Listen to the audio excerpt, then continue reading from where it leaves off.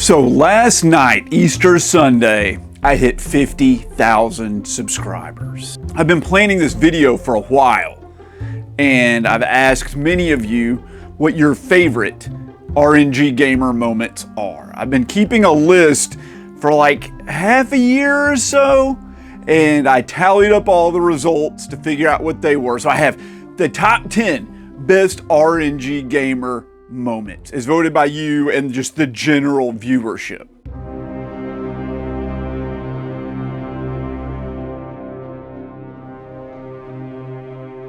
Are you a pro at this game? Do you know what to do to Pyramid Head to freaking get him to leave me alone? And so I can get out of this flipping room? Do it, buddy. Get down there. Freaking go down the stairs. Go! Go! Go! Go! Go down the stairs. Go down the freaking stairs. Oh my god. It feels like it's stunning him, dude. Just freaking live the dream. Why is he swinging so slowly?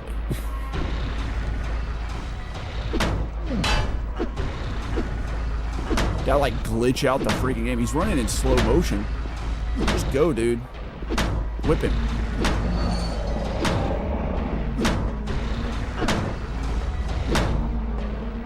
Dude, just what the freaking go down the flipping stairs. Holy crap.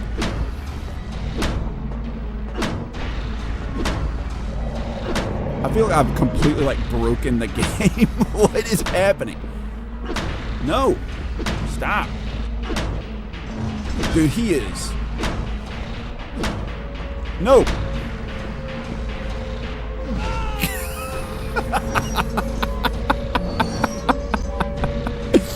What the crap is going on?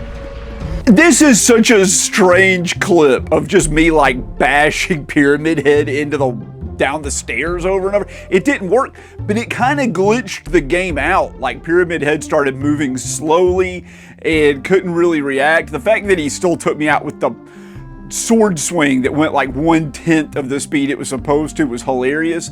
But this was the first time on the channel where there were like little memes. People referenced me beating Pyramid Head, making him my you know what for like months after that. I actually really like this clip. I forgot all about it, and I'm so glad you guys brought this back up because it really was funny.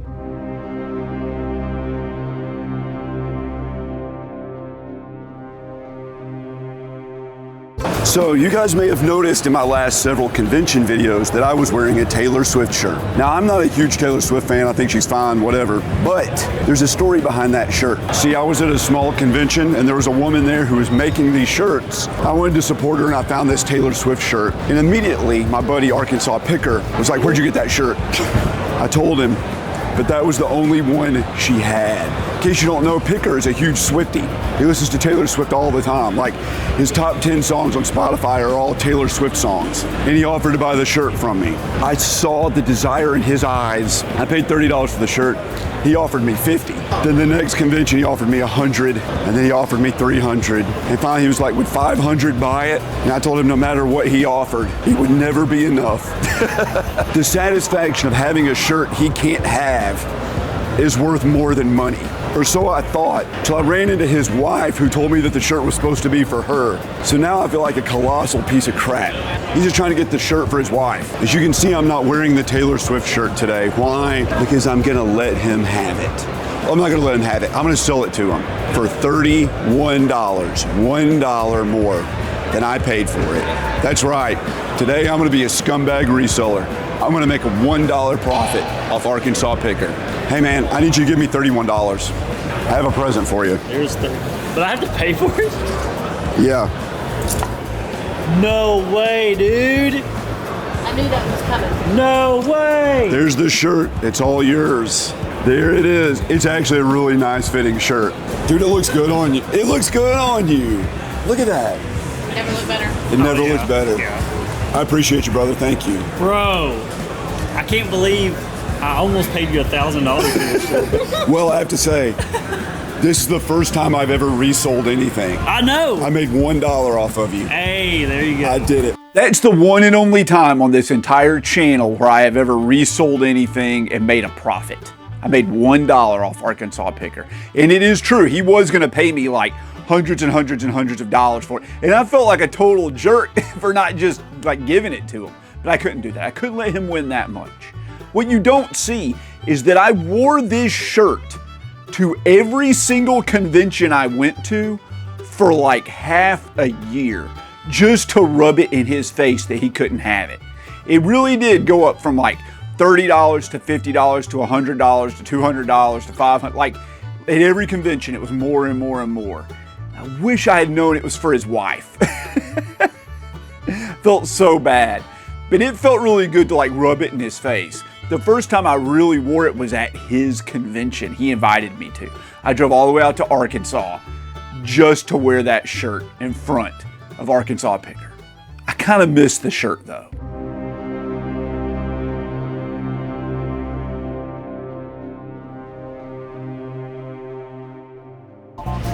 It's 7 a.m.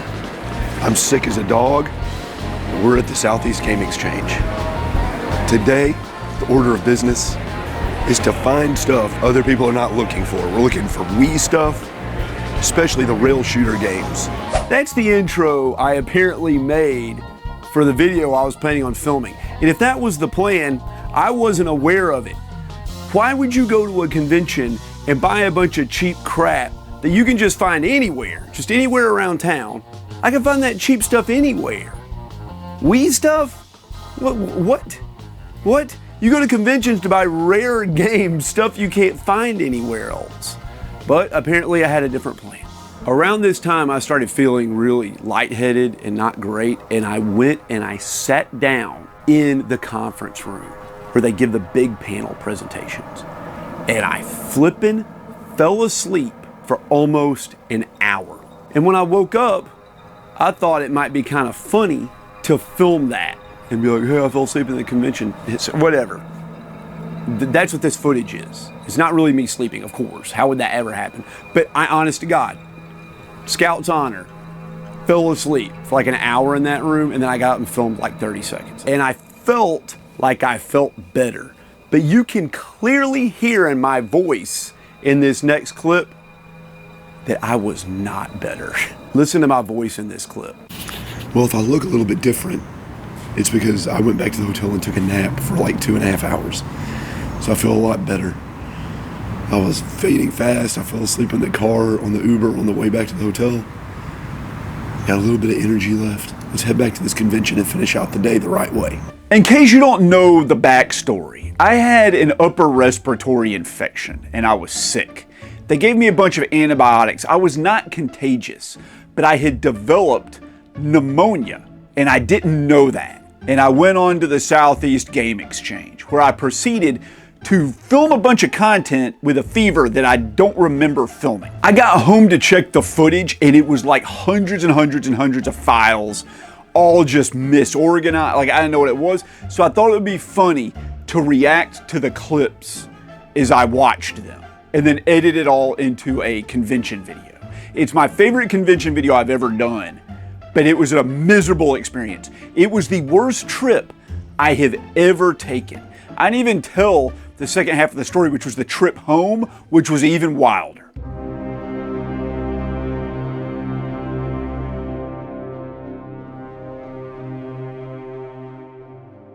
Is there a way to make a game worth more over its just monetary value? And I had this idea of taking like a bootleg copy of Little Samson and making it special. But what people didn't realize is what I had in store for them at the end of the video. Appreciate you, brother. Awesome. Thank you for your years of content. Oh, thank you for watching, man. Oh, man, of course. Thank you. Hey, we're here with Arkansas Picker, one of my favorite people in the whole wide world. Oh. I need you to sign my fake copy of Little Samson. Okay. Here we go, brother. I need you to sign my fake copy of Little Samson. Oh, I'd be honored to. Yeah. Oh wow. This is a bad fake too. It's really bad. Not a good fake. Signing off right there. Thank you, brother. Dude, thank you for coming. Seriously. Thanks for having me at the convention. It was a lot of fun, man. Had a great time. Your voice too. Well, We did it. We had everybody sign the fake copy of Little Samson. It's something special. So special. People that signed it, they don't even know. They don't know how special it is. Oh, buddy, they don't know. Now that everyone has signed the illegal bootleg, we need to do something important. We need to make them rue the day they ever signed this game. Those fools have no idea what they got themselves into.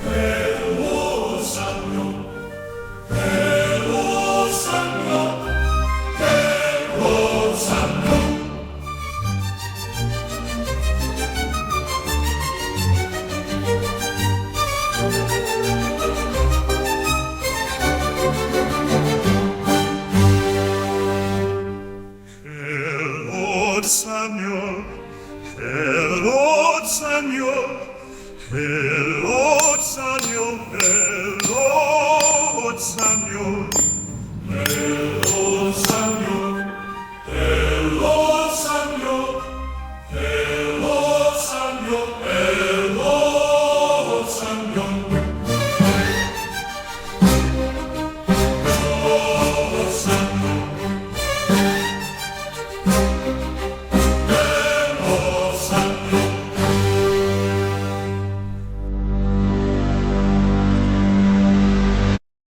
There were a few content creators a little upset with me after this one, but it was all in the spirit of fun and joking around. In case you don't know, that game proudly sits behind me right here. It's still on the shelf. It's still signed by everybody. It did not burn up. This box has been incredible. But that video I thought would do a lot better than it did. It just did not. It was one of the times I realized that YouTube doesn't understand me going to a convention. It doesn't get that concept. It thinks I'm like a shopping channel or like a comedy channel or a personality channel. I stand in front of a camera and talk to you and there are clips interspersed of video games. And then all of a sudden I do a travel vlog. It gets the interpretation that like, this is just a fun video. It never pushes them. So none of my convention videos ever did well. And they were like the hardest videos to film. So I just decided like that wasn't going to be the focus of my channel. The focus of my channel is going to be my relationship with you, not my adventures game hunting.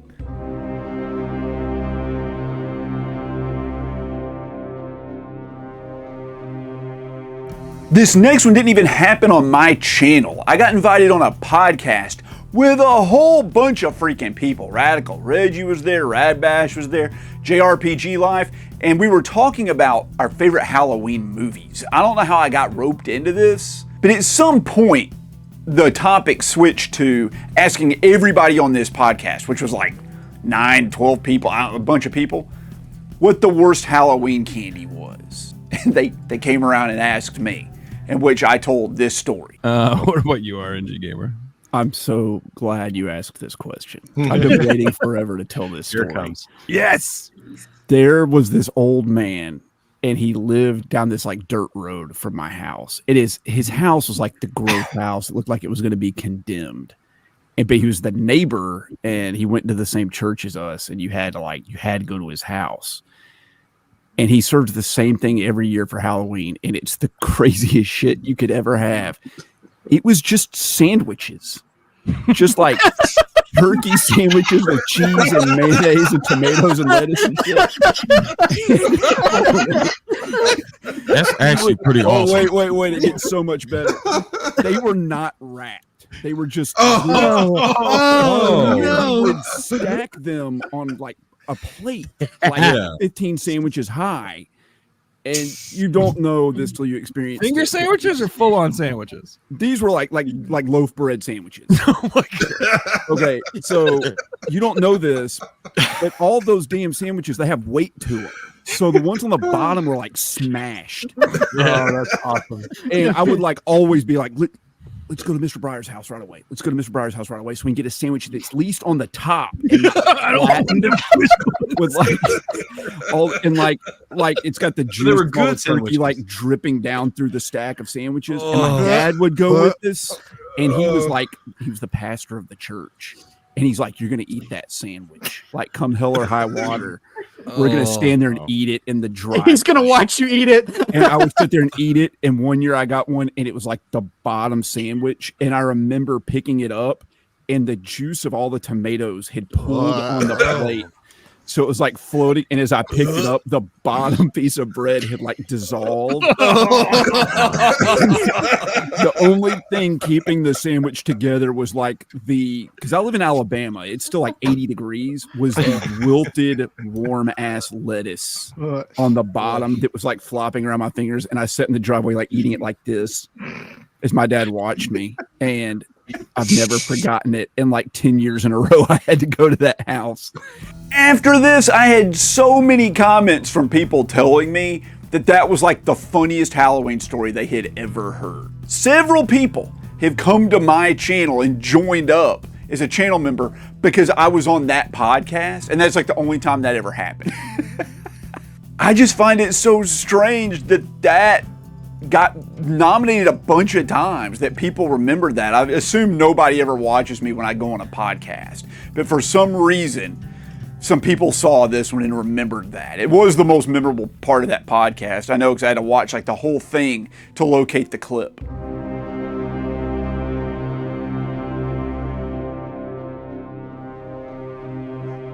In case you guys don't know, I don't really fully script any of the videos I do.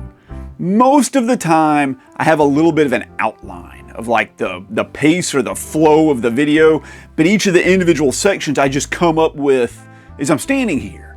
Sometimes I have no script at all. There's no notes, nothing. Sometimes I have a pretty detailed script. It's not necessarily a script, but a lot of notes. Like when I do the videos for, the hardest games on every console. Those videos, the scripts were like 80, 90 pages long. They're just unbelievably long. There's a lot to say and I don't want to miss anything. However, even when I script something, even when I have like an outline, I will misspeak. Sometimes I say the wrong thing. I'll mention the wrong game during a review of some game or the wrong console. And sometimes, you just say something that's maybe on your mind, which isn't what you expect to say. And it is such a fun game. And I think it's probably my favorite game on the Sega Saturn. It is a 10 out of 10 game, worth every penny of the many pennies. What did he say? Worth every penny of the many pennies you'll have to pay to play this game, because it is, I think, a couple $100 now, but it's worth it. I did this several times over the course of a couple months. This exact same slip up. I almost said penis. And people kept calling me out on it, but this is the one that people remember the most. And I cannot believe that this tiny little clip is the thing that people called out for their favorite RNG gamer moment.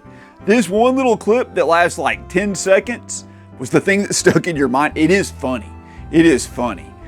And the fact that I did it a bunch of times, or several times, or a few times over the course of a couple months, and it just kept happening, I don't know. I just leaned into it. It's fine. I mean, we know what I got on the brain, I guess.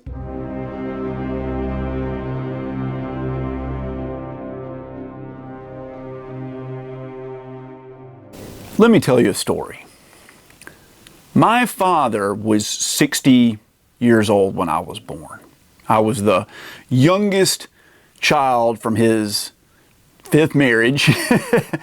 And he grew up in the Great Depression and had nothing growing up. He dropped out of school in the 3rd grade to pick strawberries on a farm.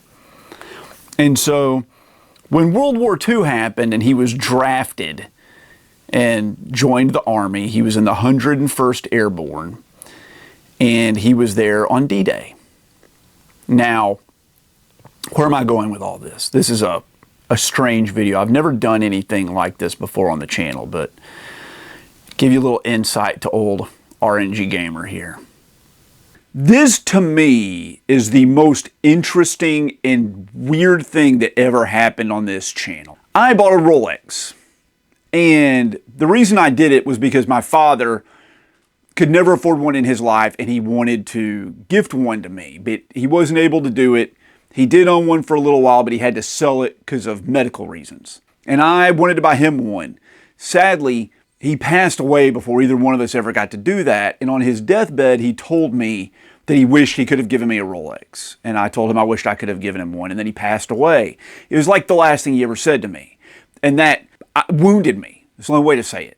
So I saved up for years and I bought a Rolex. And it was $13,000. And I had worn it around to some conventions and people had noticed it and commented about it. And in some videos I wore it. There were some game hunting videos where I wore it and this dude, some people said like, this dude's just casually rocking a Rolex like it's no big deal. And I just wanted to talk about it. I just wanted to explain it. So I sat down on the couch right here, just literally right here, to film a member exclusive video of this story. And I did it all in one take. If you watch that video, there are no edits. It starts with me like hitting record and sitting down. And it just goes through the whole video. Just me telling a story. The way my dad would have done. And I filmed it like days before I posted it. And the way it works on YouTube is you post a video, you upload it, you get it all set, then you schedule a time. I clicked to schedule it, but I did not click the members only link. Or the members only checkbox. And then one Thursday morning I got up and I had a ton of comments. Usually by Thursday the comments have died down because the videos came out the previous Saturday. I was like, did some video blow up? And I opened it up and saw that the Rolex video had been out like 30 or 40 minutes. And I was like, oh my God, I didn't want everybody to know this. This is a member exclusive thing. I felt bad for you guys because I didn't want you to feel like I cheated you out of a member exclusive video. So I set it to member exclusive. And then I checked the comments and they were the most wonderful comments I've ever gotten on a video. Unbelievably kind, unbelievably supportive, just the most wonderful things people had ever said to me. And there was one comment in particular, and I can't remember who it was. And I'm sorry if it's you. I remembered the comment. Someone said, this video is exactly what I needed to hear this morning. They were struggling with something, and that video helped them through it. So I just set it to public, let everybody see it. Now, it didn't pull in a ton of views because it's off my niche. It's a unedited video of me talking about a watch. But to this day, people ask to see that watch. When I go to conventions, people want to see it. The watch is like famous now. And the response from it was so nice that it led to me starting my watch channel. That was the onus for that, really. I mean, my editor, I wanted to pay him more money and give him more work to do. That was the real reason for it. But the reason I thought I could do it was because of that video. And it's unlike anything else that's ever been on this channel. But you get to see RNG Gamer. You get to see me in full-on story mode with no editing, no nothing. That's the only video like that isn't a live stream, and I'm just talking.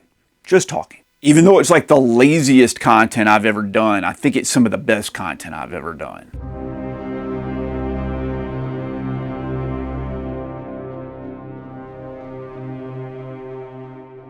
This next clip is from a member exclusive video. Not a ton of people have seen this. It was my anniversary and I went out with my wife in the morning for brunch. We had a good time. I had a few drinks and I came home and asked her what she wanted to do, and the thing she wanted to do was take a nap. So she's taking a nap, I go to work. I came down here to film this member exclusive video. Now, the whole point was that I just needed to have a spot to hang some shelves. And the best spot was behind my computer where I do my live stream. I hung up this acoustic foam paneling that I freaking hated. I hated it. So my plan was to like pull it down and hang the shelves. It was gonna be like a 10-minute video. What I forgot was that because the freaking foam kept falling down, was that I took some like poster board and glued it to the back of the acoustic paneling and then used double-sided tape. And then this happened. You know what? I freaking hate this wall. I don't like looking at it. I don't like looking at it. Let's just do it. Let's just send it. See, it just kind of like, this stuff sucks, man. Let's just send it. Let's just try to grab some of these. Ah, look at this. There we go. Look at that. There you get to see what I'm talking about. That's the poster board that I glued to the back of one of those because it kept falling down. So this is stuck with double-sided tape. And it is stuck. Oh my God. Oh. Shit. Damn it. Look what it did. It ripped a hole right there. Right in the sheetrock. Right there. So mad. So mad. You know what that means we get to do? Guess what we get to do now? We get to pull everything off the wall. Every single thing on this wall right here. We get to patch the wall. To prime the wall. And we get to paint the wall. That video that was supposed to take like 10 minutes ended up taking days. Was it like 2 weeks or something? I worked on changing that wall. And the wall is the one I look at when I film these videos. I'll pick up the camera and show you. It's this wall. That's what I look at. And my God, it was such a disaster. I mean, it wasn't a huge project, but it just took forever. Anyway, I'm glad I did it. I'm glad I did it. But there are a lot of great moments in that video, and I'm very proud of it. But man, me crashing out, it's funny. It's funny. A lot of the dads liked that video.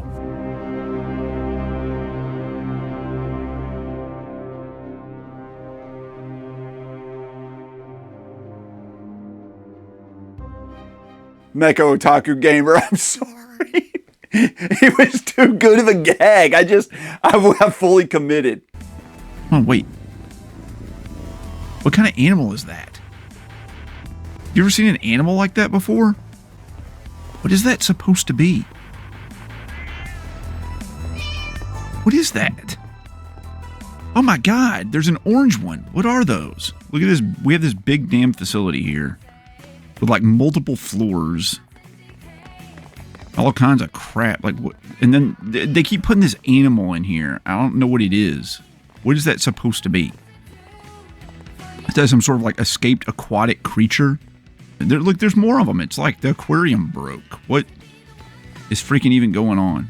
These are just a few from the highlight reels from the live streams, but every single time a cat appeared in any video game, anytime on my Discord, anytime I was on camera, I actually pretended like I didn't know what a cat was. Like I had never seen a cat in my entire life, just to troll Mecha Otaku Gamer.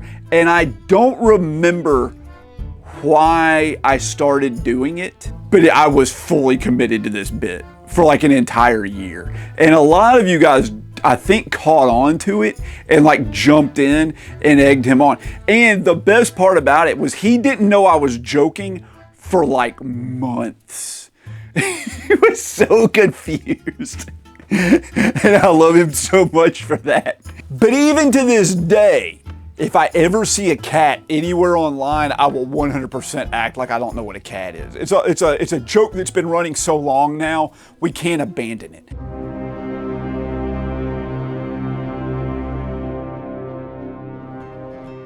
This is a recent one. It occurred after a lot of the voting for this took place, but I know it's a fan favorite.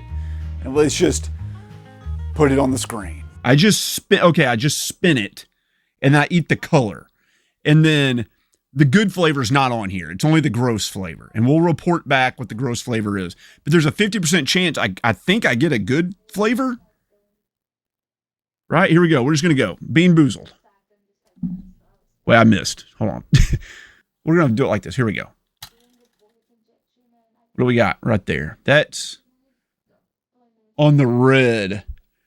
Cappuccino or liver and onions. It's like that one right there. Oh, Jesus Christ. Oh.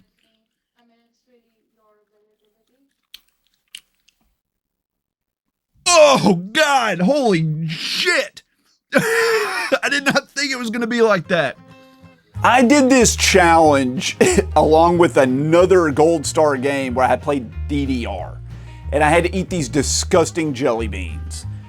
But there was one I missed, and someone's like, you can't stop the stream till you do this one. I was like, okay. So I dug it out, and my God, it was so gross. My reaction is just priceless.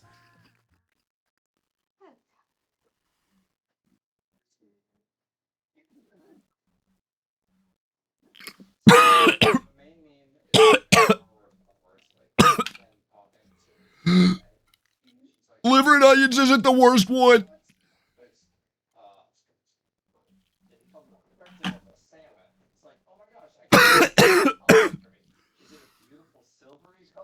Oh my God. What? Why would it be that color?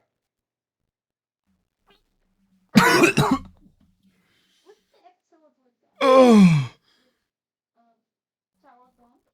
Oh. The Bean Boozled challenge, no joke, was so much worse than I ever expected. I said I would not do it again for $1,000, and I am not exaggerating. If you had $950 sitting here and you're like, do it again, eat one of every flavor, I would not do it. I'm not even joking. It was that bad. That rotten fish, oh God, it was terrible, terrible. This next honorable mention is a strange one. I had a couple people mention this in one of my hardest games videos, one of the ones I edited myself. I talked about the last boss of Drakengard 3. And I'm just gonna run the clip. Drakengard 3. This came out right at the end of the PlayStation 3 life cycle. I believe the PS4 was already out. But this is a Muso style kind of hack and slash game. It's kind of a mixture of Devil May Cry with Dynasty Warriors. And it's tough and it's challenging. You can dash, you can dodge, you do combos, all that sort of stuff, but it's not any harder than Devil May Cry. You can do it, you can beat it. What pushes this game over to that almost impossible category is the last boss of the game. This game turns into a rhythm game. An almost impossible rhythm game. You beat the last boss till it gets to its final form, and it opens up, it turns into this giant flower. And this beautiful music starts playing. And from the center of the flower come radiating out these rings. And you have to do button presses as the rings pass by. Fair enough, here's the problem. Because the flower is dying, the tempo of the music starts slowing down. So the button presses are slowing down along with it. And if you've ever played music before, playing something really slow is very difficult to play on the beat because there's so much space between the notes. It's slowing down, it's slowing down, it's slowing down. And you're trying to time these button presses as they're floating by. And that's challenging enough. And then the beat drops out. And you have to predict when these button presses are gonna happen without having any percussion. Very hard, but fair enough. But then the screen fades out. You can't see the notes. You can't see the radiating rings. You can't see anything. There's no rhythm, and the tempo is still slowing down. And you still have to press the buttons. They're hidden in random space. I'm gonna be quiet for 4 seconds, and there's a button press in here. You ready? 1, 2, ready, go. Did you get it? Where was it? You don't know. That's the thing. You don't know where the button press is. You can't predict it because there's no set tempo. There's no visual cues. And what makes matters even worse, some of the button presses have to be pressed after the credits start rolling. So you think you've beaten the game. You have not beaten the game. The credits start rolling and you miss a button press, you fail and you have to go back and do it again. Totally unreasonable, totally a troll point in the game. I believe I got the platinum trophy in this game, but one of the trophies is for hitting every single single button prompt without missing. There's a YouTube video where a guy went through and like marked where to press the buttons, like unpause the game and hit start on the video at the same time, and they're synchronized. And like you're playing a game on a TV and you're watching YouTube and pressing button prompts as he's giving you like little countdown timers of when to press, like 3, 2, 1, press. Let me tell you, I don't think there's any way you could do this and get that trophy or really flawlessly beat this final boss without watching that video. He obviously had to use like some editing software to figure out where the button presses were. So crazy. And to have to do that at the end of a game that's a pretty challenging hack and slash. I mean, we're not talking hardest in the world, but it's not very easy either. It's just unreasonable. That's unfair. And they troll you so hard. Other than the fact that this is so weird with like the black on the screen and the button prompts and all that, what people don't realize is that that's not the music from Drakengard 3. That's a different song.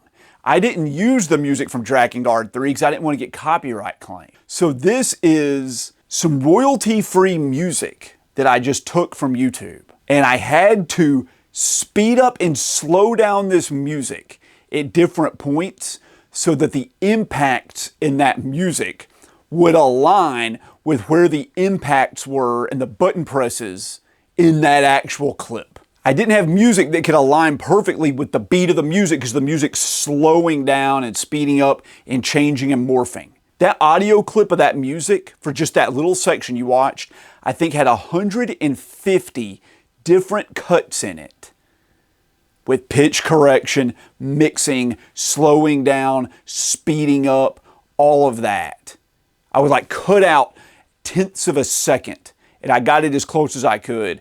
And that clip, I think, came out really well. But it's a perfect example of how something on YouTube looks like it didn't take much work. Like it's just a video clip and then music and then me talking over it. That little section you watched took more time to edit than the rest of the entire video. Was it worth it for the payoff? I don't think so. I don't think many people noticed that. You wouldn't really necessarily notice that watching the clip. But a few people did notice and said that it was their favorite segment of a video of mine. And it stood out to people because it was so different. I'm proud of that clip and I'm glad I edited it that way.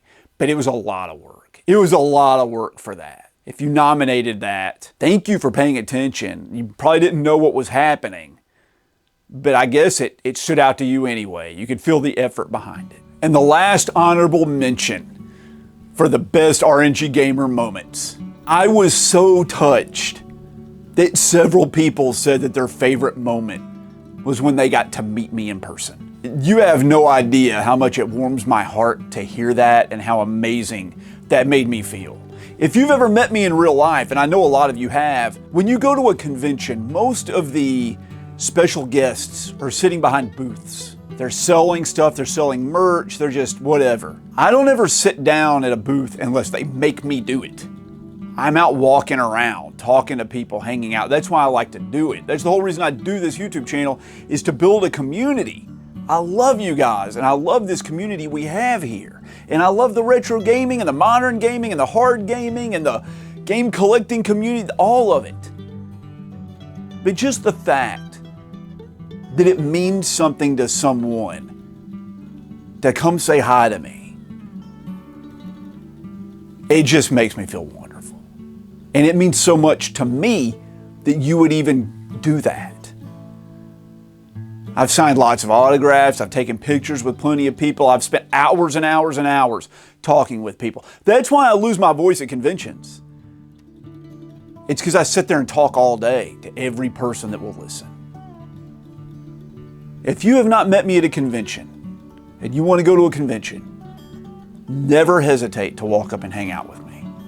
I will stand there and hang out with you all day. It would be my pleasure, it would be my honor. And I want to do it. That's the reason I do all this. So thank you so much from the bottom of my heart, all of you, for saying that you enjoyed meeting me. I enjoyed meeting you too. My first successful video that got over 100,000 views, which I've done several times now, it felt like I had made it on YouTube.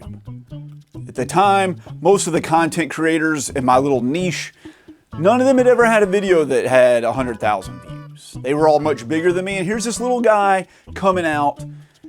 He's this new YouTuber. He got a video that got 100,000. I thought I was the coolest thing in the world and that I could do no wrong because every video I did after that did great. So I had this idea for a video. What if we combined a convention video, which never does well, with a challenge video where I have to find certain games, and if I don't, I have to pay a price. I took that idea and I combined it with the TV show Jackass, where I had to draw challenges out of a bag if I failed. And I was sure that video was gonna get 1 million views. It was gonna be, I was gonna revolutionize the entire retro gaming landscape. And it was the least popular video that I put out in like 6 months. It just didn't work, just didn't resonate with people. Once again, YouTube did not know how to treat it. However, the people that watched it absolutely loved it. And it's probably the video that people remember the most from my channel. Of course, we're at #1 on the list. I'm pretty sure you guys all know what it would be. We could probably include this entire video, but of course, #1.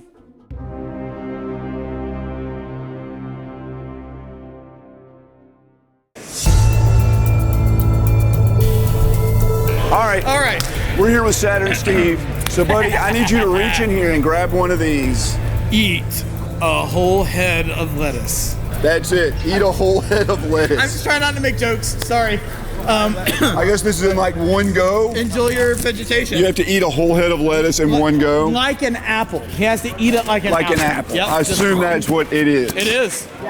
Hey guys, I'm RNG Gamer, and this is the lettuce challenge.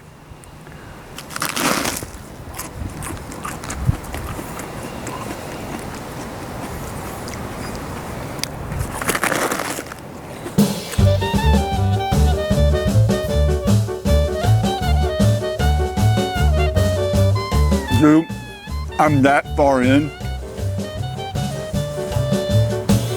My jaw is already tired from chewing.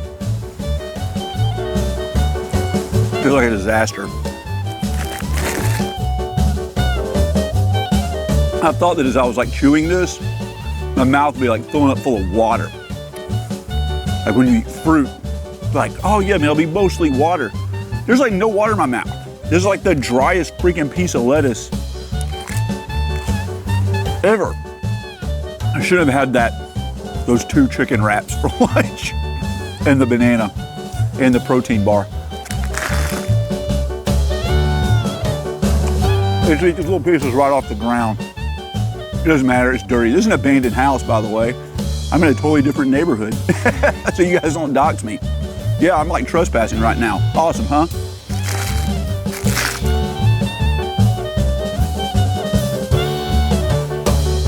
I'm maybe like 20% of the way through this thing. It's kind of hard to hold it all together. I'm not gonna lie to you. It feels like every time I make a sandwich and I put lettuce on it, I have to struggle to get the lettuce off without tearing it to like 1 million pieces. But not this one, it's just falling off. Probably why it's so freaking dry.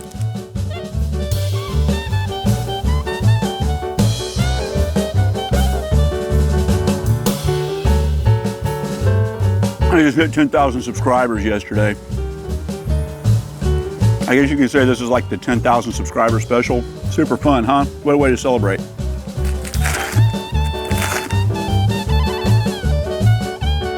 Oh man, I'm so full. What is that, like, I've eaten like 40% of it. Oh dude, I'm having a hard time breathing.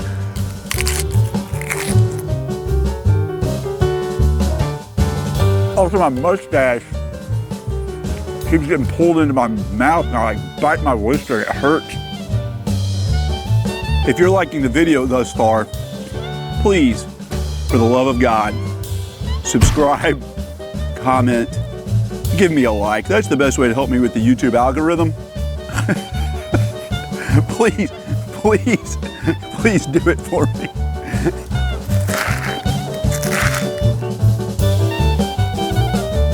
This head of lettuce, I'm guessing it weighed about pound and a half, 2 pounds, something like that.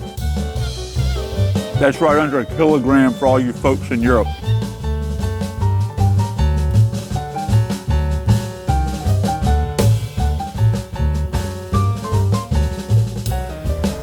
So I was sitting here filming and my freaking camera overheated.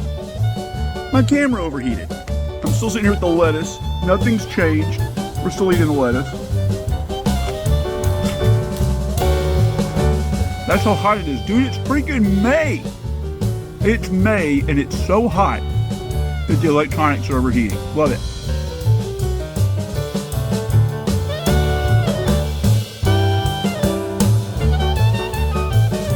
If I figure out who picked this challenge for me to do, like who decided to do this, I'm so mad at you.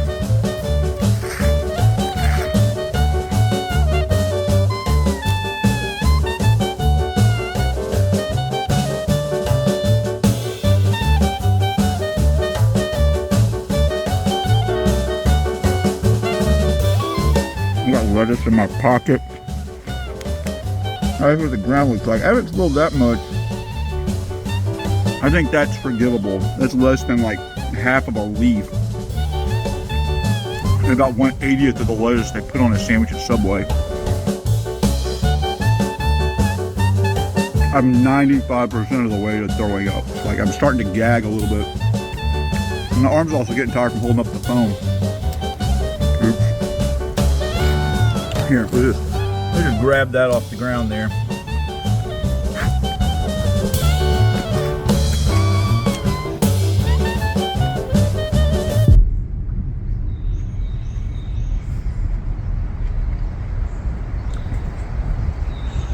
Oh, dude, I'm gonna throw up. Oh, God. That piece of the ground had like grit and sand on it. It was like sending me over the edge.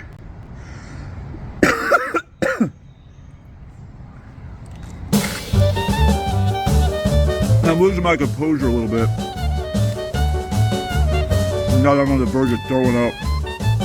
Throwing up sounds so bad. Makes it sound so country. What's a more genteel way of saying throw up? Vomir, right? That's how they say it in France, right? Vomir. What do I do about this, dude? Do I just eat that part? How hard is it? It doesn't look good. It's all like red. Why is it red? It's pretty tough. It's kind of like the texture of a raw potato.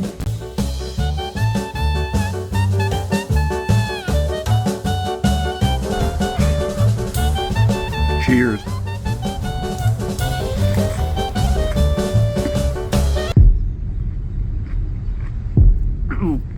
Oh God. It tastes so bad.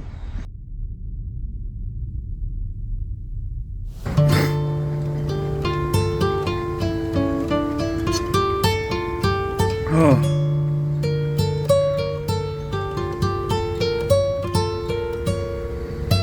I'm starting to cry. My eyes are like watering. Definitely the most unpleasant challenge. Thank you so much to Ty and Austin for inviting me to be a guest at Game Jam South. It was a pleasure as always. Oh God. I almost threw up multiple times. And what's crazy, and I didn't realize that and I forgot about it, that was from my 10,000 subscriber special. That's what that video was, for 10,000 subscribers. And here I am, fittingly, at 50,000. How things have changed. I hope I haven't changed. I don't think I have. I've just learned what people like and don't like better on YouTube. I still do all the same stuff. But guys, thank you so very much, all 50,000 of you. Only the select few of you guys will get to see this. Only the channel members and Patreons will ever see this video. It's just for you. It's a celebration. But I only want to celebrate with my closest friends, and that's you guys. But I love each and every one of you. I could not do this without you. Thank you so very, very much. I hope you still like the videos. I hoped you liked the clips here. I hope you liked the clips you saw here. And I'll catch you in the next one. It's going to be a convention video just for you.